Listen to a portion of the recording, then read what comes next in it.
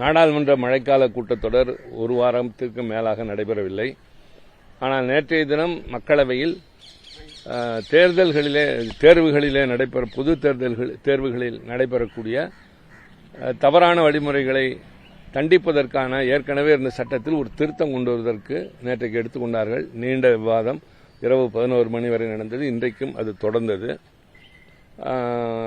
எங்களுக்கு அதில் பல்வேறு கருத்துக்கள் இருக்கின்றன. நாளை மாநிலங்களவைக்கு வருகிற போது நான் அதில் அப்போது பேசுவேன். இப்போது இவ்வளவு பெரிய விவாதம் நடந்து அதற்கு பதில் சொல்ல வேண்டிய நான் பார்த்த தொலைக்காட்சியில் எனக்கு தெரிந்தவரை, காரணம் மாநிலங்களவை முடிந்து அப்பொழுதுதான் நான் தொலைக்காட்சியை பார்த்தேன்.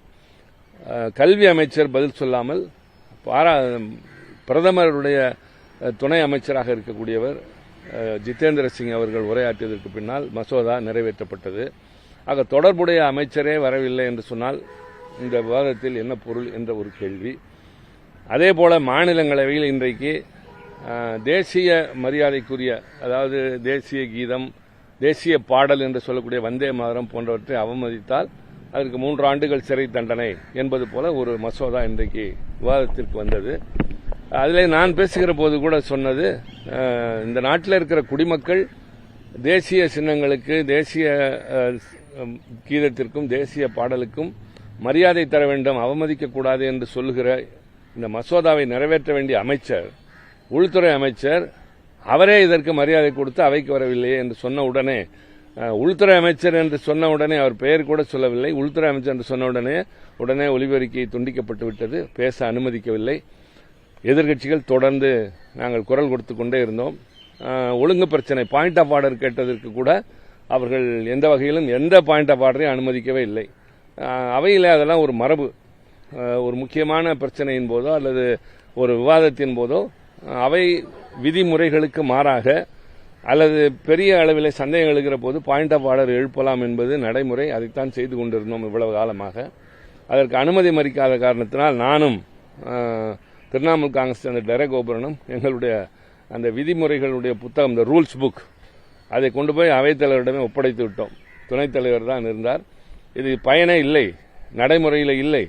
ஒரு பாயிண்ட் ஆஃப் ஆர்டர் எழுப்புவதற்கு கூட இந்த விதிகளின் அடிப்படையில் எங்களுக்கு அனுமதி இருந்தால் அதை வைத்துக் கொண்டு என்ன செய்வது என்று கொடுத்துவிட்டு நாங்கள் வெளிநடப்பு செய்துவிட்டோம்.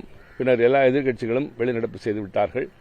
ஆக இதுதான் இன்றைக்கு, அதாவது இதில் சொல்ல வருவது என்னவென்றால், எதிர்க்கட்சிகளுடைய குரலை கேட்பதில்லை, கருத்துக்களை மதிப்பதில்லை, அதற்கு பதில் சொல்ல முன் வருவதில்லை, பிரச்சனைகளுக்கு தீர்வு காண சரியான வழியில் ஈடுபடுவதில்லை, யாரையுமே மதிப்பதில்லை, அவர்கள் அவைக்கும் வருவதில்லை, அவையில் நடக்கிற விவாதத்தையும் மதிப்பதில்லை. இதுதான் இன்றைய ஆட்சியில் நடைபெற்றுக் கொண்டே இருப்பது. இப்போது இன்னும் உச்சகட்டத்தை போய்க் கொண்டிருக்கின்றது. மாணவர்கள் பெரிய போராட்டத்தை நடத்தி இன்றைக்கு அதில் அதிருப்தி தான் தெரிவித்திருக்கிறார்கள்.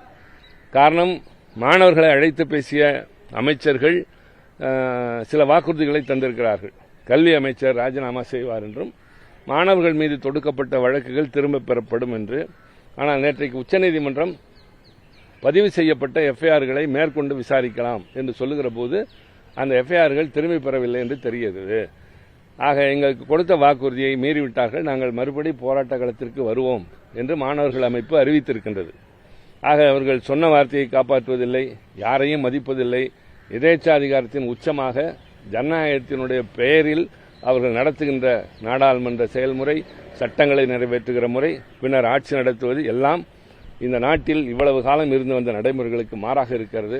முடிந்தவரை போராடி கொண்டே இருக்கிறோம். வெளியே சித்தரிக்கப்படுவது எதிர்க்கட்சிகள் இடையூறு செய்கிறார்கள் என்று அல்ல. நாங்கள் உரிமைக்கு குரல் எழுப்புகிறோம், நியாயத்தை பேச வேண்டும் என்கிறோம். ஆனால் பேசவும் அனுமதிப்பதில்லை. அரசாங்கம் தன்னுடைய கடமையை செய்வதற்கு முன் வருவதும் இல்லை. அமைச்சர்கள் பொறுப்பாக பதில் சொல்வதும் இல்லை. இந்த நிலையில் இருந்தால் நாங்கள் வேறு என்னதான் செய்ய முடியும்? கடந்த காலங்களில் மசோதாக்கள் நிறைவேற்றப்படும் போது எதிர்க்கட்சிகள் இல்லாமலேயே, விவாதம் நடத்தப்படாமலேயே பல்வேறு மசோதாக்கள் நிறைவேற்றப்பட்டது. இந்த முறை முக்கியமான மசோதா விரிவான விவாதம் இல்லாமலும் அந்த துறையை சார்ந்த அமைச்சர் பதில் சொல்லாமலுமே நிறைவேற்றப்பட்டிருக்கிறது. இது எதை காட்டுகிறது? அதாவது அது விரிவாக விவாதம் நடந்தது மக்களவையில். மாநிலங்களவை இதற்கு முன்பு இப்பொழுது நடந்திருக்கின்றால் இது மாதிரி அவர்கள் முறைக்கு ஏற்றதாக இல்லாமல் நடந்து கொள்கிற போது நாங்கள் வெளிநடப்பு செய்வோம். அதை பயன்படுத்தி அவர்கள் ஆள் இல்லாத சபையில் அந்த மசோதாவை நிறைவேற்றுவார்கள் அல்லது எவ்வளவு குரல் எழுப்பினாலும் நடத்துவார்கள். இதில் முக்கியமாக ஒன்று, பாரபட்சம் இல்லாமல் நடந்து கொள்ள வேண்டிய பொறுப்பு என்பது இப்போது நீங்கள் பல்வேறு தொலைக்காட்சிகள் இருக்கிறீர்கள், ஒவ்வொருவருக்கும் ஒரு அணுகுமுறை இருக்கலாம். ஆனால் நாடாளுமன்றத்தில் சன்செட் தொலைக்காட்சி என்பது நாடாளுமன்றத்திற்கு பொதுவான ஒன்று. அவை நடவடிக்கைகளை நேரடி ஒளிபரப்பு செய்ய வேண்டும்.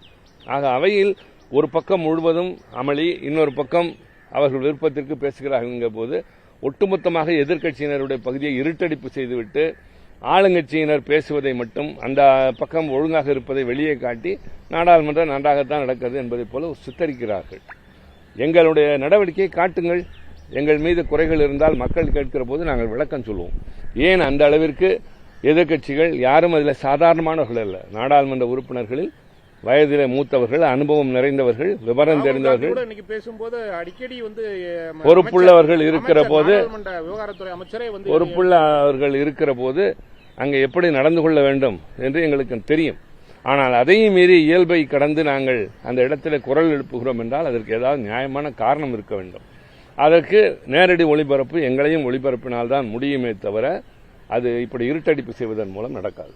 என்ன ராகுல் காந்தி, எதிர்க்கட்சி தலைவர் ராகுல் காந்தி பேசும்போது கூட கிரண் ரிஜிஜு அடிக்கடி இடையூறாகவே பேசுகிறார். ராகுல் காந்தி ஒரு டைம்ல சொல்றார் குறுக்கீடு என்பது நாடாளுமன்ற விவாதங்களில் அனுமதிக்கப்பட்ட ஒன்று. அமைச்சர் பேசுகிற போது நாங்களும் குறுக்கிடலாம், ஆனால் அதிகமாக இப்போது அனுமதிக்கப்படுவதில்லை.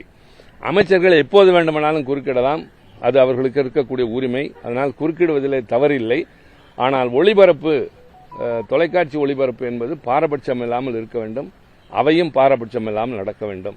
இரு தரப்பையும் ஒன்றாக நடத்த வேண்டுமே தவிர வலுத்த கட்சி, இளைத்த கட்சி அல்லது வலிமையான ஆளுங்கட்சி, வலிமை குறைந்த எதிர்க்கட்சி எண்ணிக்கையில் என்ற அடிப்படையில் நடத்தக்கூடாது. எண்ணிக்கையில் தான் வலிமை குறைவை தவிர வேறு எந்த வகையிலும் யாரும் குறைந்தவர்கள் இல்லை.